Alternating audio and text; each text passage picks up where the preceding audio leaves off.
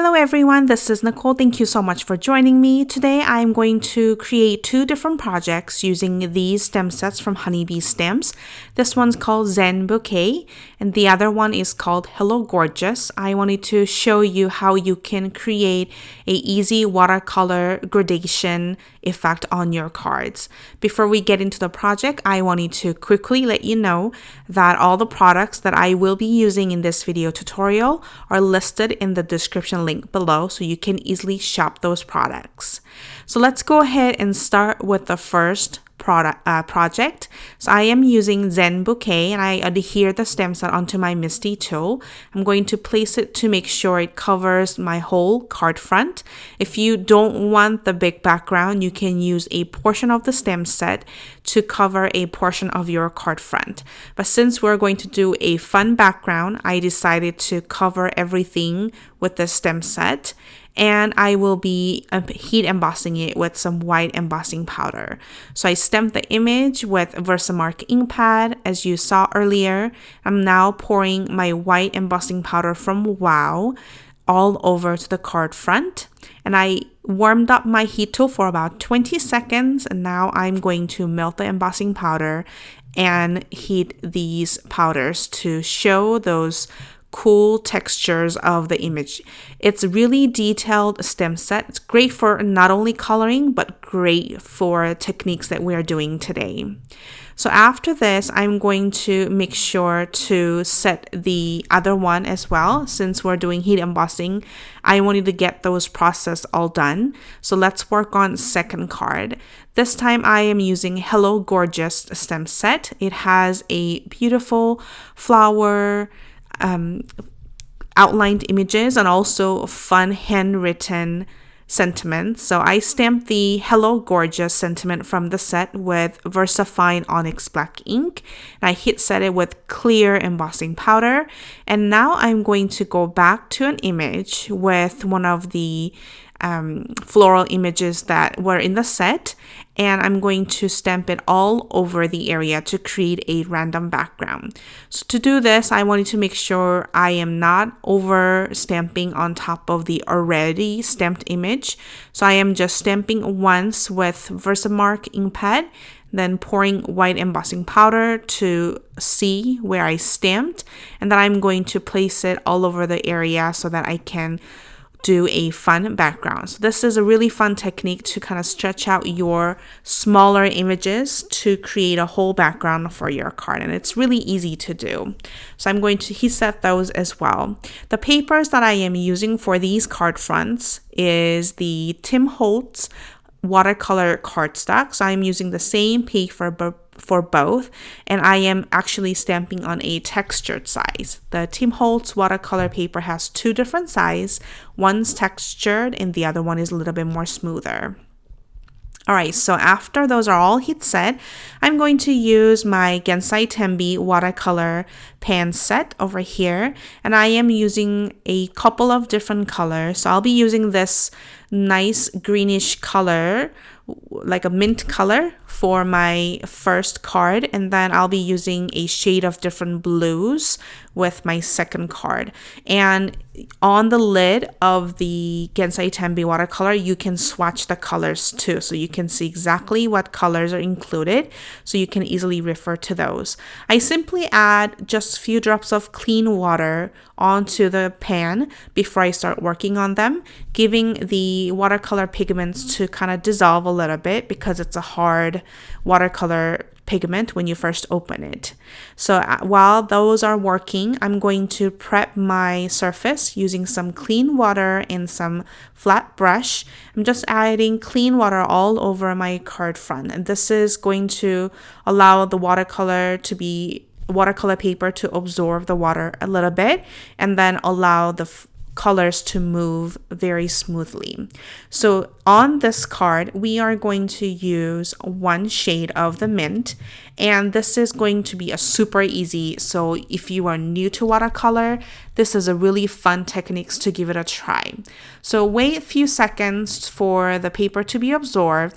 All you're going to do is pick up the pigment and start from the area where you want the colors to show darkest.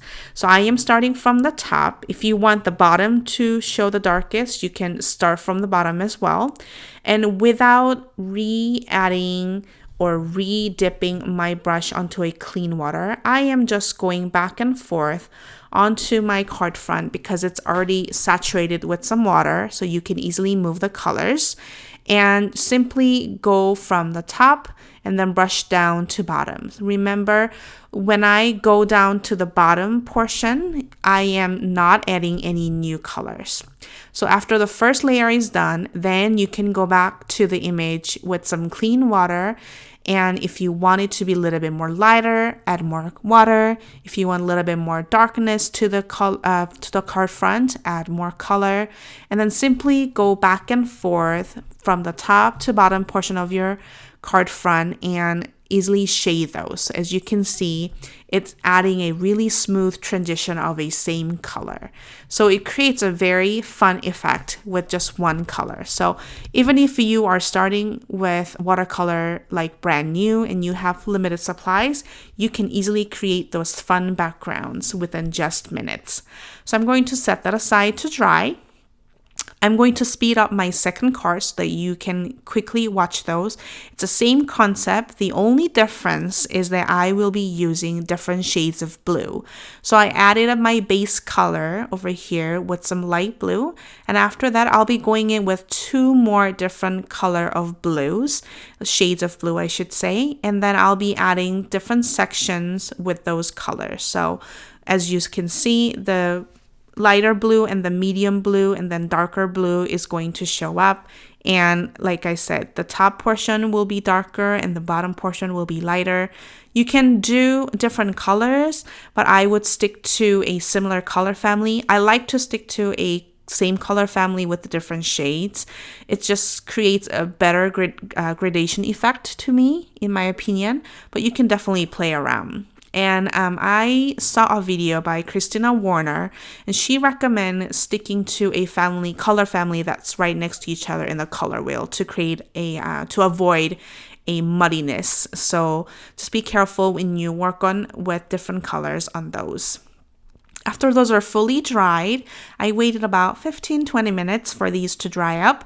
If you're short on time, you can definitely heat set it. But after those are dried, I am taking my Tim Holtz paper trimmer and just cut it down to fit my A2 card size. And we're almost done with the card. All you have to do is assemble at this point. So now I'm going to go ahead and add my card to the card front or card base. This is going to help flatten out those worked paper because we added a lot of water and we did a lot of heat embossing. So I am taking a fun foam pad with Be Creative tape and I'll be sandwiching those between the card front and the card base. So I'm attaching the one side of the fun foam pad onto the back of the card front. So this is a really great way to flatten those out and make sure you have a good dimensions that you want. And Be Creative tape is amazing because it's really strong and it sticks nicely. And I'm adding the other side onto the card front using the same tape. So now it's good to go and we're going to add some last minute finishing touches. So for this Zen Bouquet one, I wanted to add a very simple sentiment because the background itself is very gorgeous and a lot of details. So I just added My Dear sentiment set from the other Hello Gorgeous stem set. And I'm going to add just a few sequins using my multi-medium matte and also my EK Success tweezer. So I'm just going to add a 4mm and 6mm clear sparkling sequins from Pretty Pink Posh. When I add those sequins, I like to stick to an odd number. I learned that adding odd number of elements kind of balance things out and is pleasing to the eyes.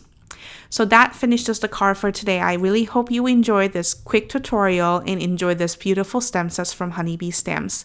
I hope you subscribe to my channel if you're new to my channel. And if you enjoyed today's video, please give it a thumbs up and leave me comments. I love hearing from you guys. Like I said earlier, all the products that I used in this video are listed in the description link below. So just click the arrow button, or you can check out more details on this project using the scrapsandstamps.com, which is my blog, and there's more detailed photos and full supplies list as well. Thank you so much for joining me, and I will catch you next time. Bye bye.